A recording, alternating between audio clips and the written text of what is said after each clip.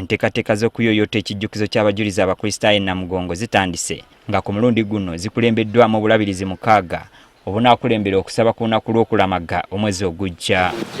Kuno kuliko obulabirizi bwa Bunyoro Kitala, Masindi Kitala, Rwenzori, East Rwenzori, West Rwenzori, kw'ossa ne South Rwenzori nga buno bwe bukola ebbendobendo lya Mid-west Rwenzori.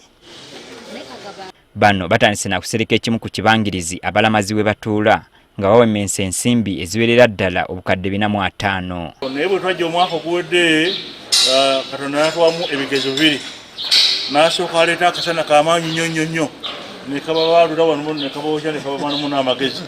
Kati baba bakyali awo enkuba ate nayo negeresi kati ne bagenda baza Katonda bana bwe bajja banga naffe twagala okulekawo ligase. Wetutuukidde ng'enteekateeka z'okuyoyota ekifo zigiddwako akawuuwo.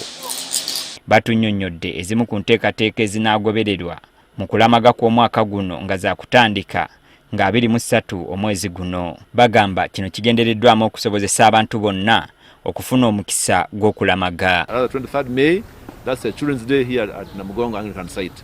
Then 24th May will be a day for all the youth in this country. We're calling upon them to come here to Namugongo Anglican site and have their day conferences and talks and play and whatever fun. N'abasajja bonna bajje wano ng'ennaku z'omwezi 29 omwezi guno ennaku z'omwezi 3 mu lumu abo tujja kubuulira enjiri wano ne babeerako n'okusaba. Ssentebe w'olukiiko oluteesiteesi Bishop Lauben Kisembo atubuulidde nga bwe bakyetaaga ensimbi eziwera ddala obukadde 600 ku buwumbi obubiri mu obukadde 107 obugenda okukozesebwa mu kutegeka okulamaga kuno. I appreciate the President who gave us a pledge of 1.5 billion shillings that the money hasn't been deposited on our account yet, but we appreciate him for that support.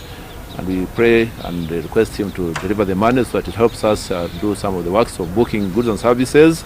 I want to appeal to the general public that we still have a deficit about maybe 600 million shillings for them to donate generously. We are preparing a dinner here in Kampala and also in our respective places. Mu government tulina ze tusuubirayo naffe tulina ze tuwadde nga amalabirizi naye na amakolero gonna tugasaba mutuweereze obuyambi bwonna buno bukola omukolo guno munene. Saabalabizi w'e Nigeria Right Reverend Henry Ndukuba yagenda okuba omubuulizi omukulu nga n'omukulembeze w'eggwanga Yoweri Kaguta Museveni yasuubirwa okuba omugenyi omukulu.